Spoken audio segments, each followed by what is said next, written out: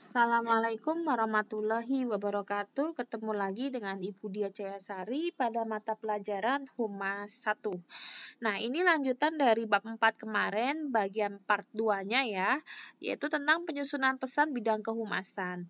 Nah, sesi kali ini nanti akan menjadi dasar untuk pembuatan tugas kalian, tugas prakteknya ya. Maka dari itu, jika kalian ada yang tidak jelas atau tidak paham, diulang-ulang, diputar-putar lagi videonya, atau kalau masih kurang paham juga silakan ditanyakan pada grup Mapel Produktif Ibu. Langsung saja Ibu bahas tentang penulisan pers release. Namanya pers di sini berarti lebih condong pada publikasi ya, adalah informasi dalam bentuk berita yang dibuat oleh PR suatu organisasi atau perusahaan yang disampaikan pada pengolah media massa, TV, radio, surat kabar, majalah untuk dipublikasikan melalui media. Kemudian menurut Bivins di sini pers release dibedakan menjadi 3. Yang pertama adalah basic pers release, yaitu mencakup berbagai informasi yang terkait dengan organisasi atau perusahaan yang memiliki nilai berita untuk media lokal, regional maupun nasional.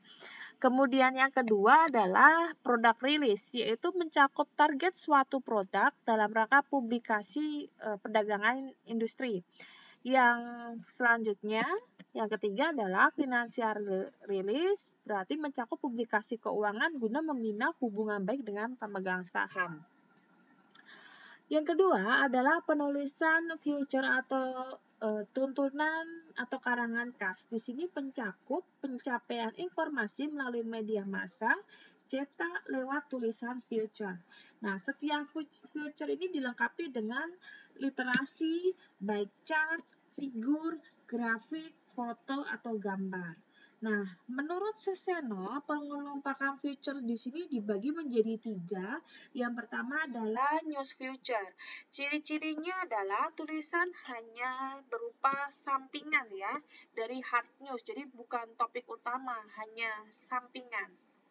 Kemudian yang kedua adalah membicarakan sisi kehidupan orang yang sedang menjadi pelaku berita. Yang berikutnya adalah yang dibicarakan itu kejadian berikut proses timbulnya kejadian, dan yang terakhir adalah kebutuhan timbul karena menulis proses dari peristiwa yang berbentuk interpretatif yang memadai.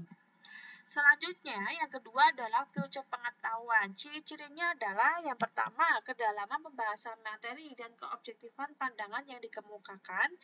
Kemudian ciri kedua adalah tulisan mengemukakan mengapa bagaimana suatu fakta disertai penjelasan ilmiah sesuai nalar.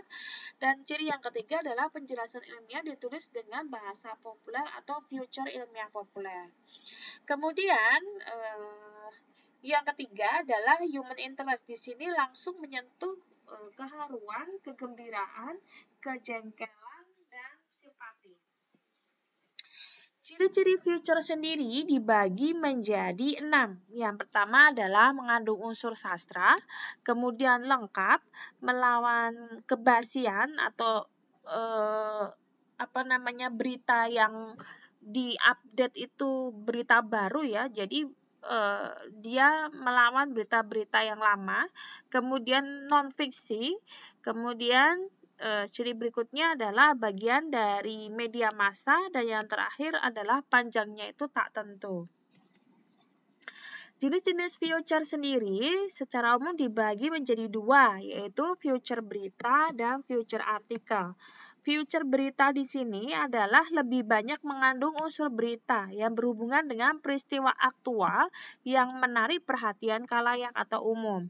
Sedangkan future artikel di sini cenderung kepada kedalaman sastra ya. Biasanya berita ini yang sudah mulai tidak terkenal atau usang dikemas lagi gimana caranya supaya menarik dengan bahasa yang lebih formal, sehingga orang itu menjadi terhibur atau tertarik untuk mendengar informasi tersebut atau informasi dari artikel. Selanjutnya, tipe future. Tipe future di sini ada 4. Yang pertama adalah human interest, kemudian biografi. Biografi ini tentang perjalanan hidup seseorang ya.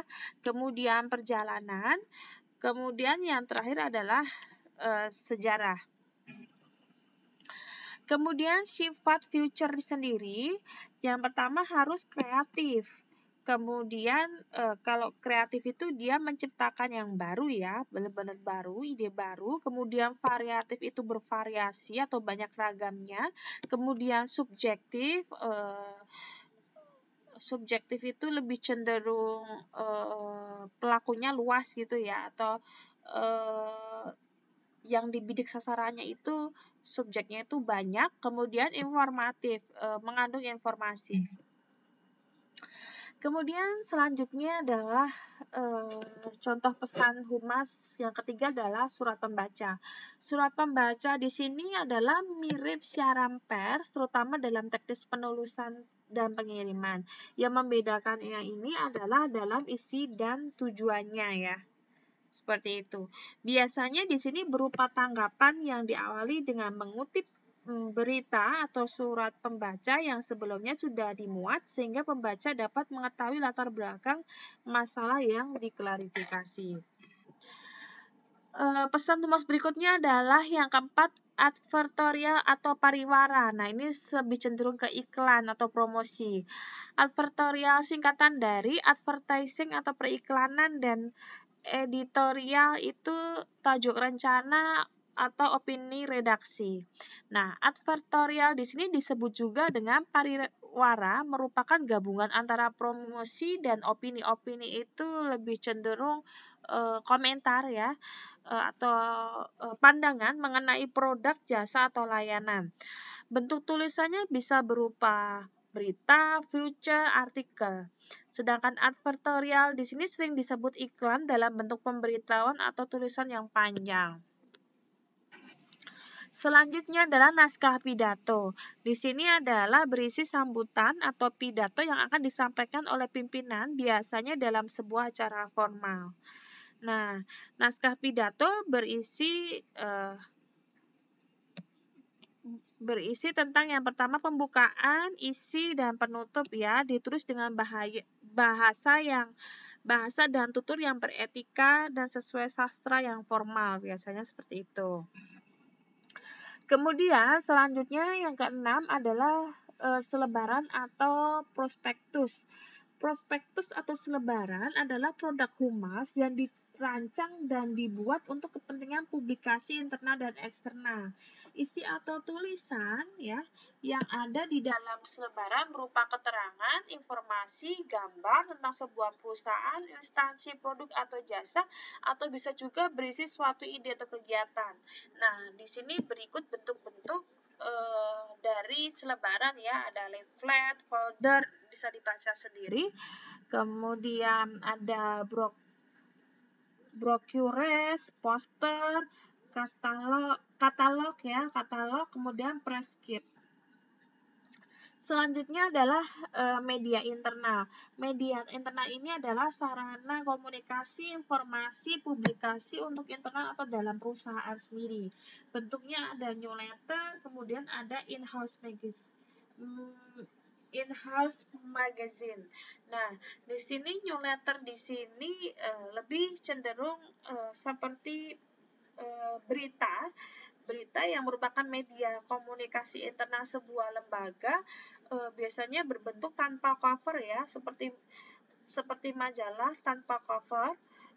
Isinya dia bervariasi mirip majalah, misalnya agenda, berita, kegiatan, artikel, future gambar, dan sebagainya. Kemudian selanjutnya adalah majalah dalam perusahaan atau disingkat dengan in-house magazine. Di sini adalah majalah internal sebuah lembaga atau perusahaan yang didesain atau tampilannya ini dirubrikasi seperti majalah umum, komersil, namun isinya tentang informasi seputar internal lembaga. Kemudian yang terakhir ini yang terkini adalah website dan media sosial, karena sekarang adalah serba gadget ya dunianya ya, banyak medsos. Nah, ini merupakan salah satu media humas yang paling efektif karena selebaran, kemudian TV mungkin sekarang agak fenomenanya lebih ini ya lebih kurang atau cenderung menurun. Sekarang karena semua serba internet, maka orang lebih banyak mengakses di sosial media atau melalui media internet. Nah, ini contoh pesan humas yang lebih efektif, yaitu website dan menggunakan media sosial. Fungsi humas era internet juga mengelola website resmi dan media sosial lembaga. Nah, ini dirasa lebih efektif dan lebih terkini. Oke ya, untuk selanjutnya nanti akan saya bahas tentang tugas kelompok kalian. Nanti kelompoknya saya yang bentuk. Untuk sesi kali ini saya tutup sekian, kurang lebihnya mohon maaf. Semoga video pembelajaran bermanfaat buat kalian. Wassalamualaikum warahmatullahi wabarakatuh.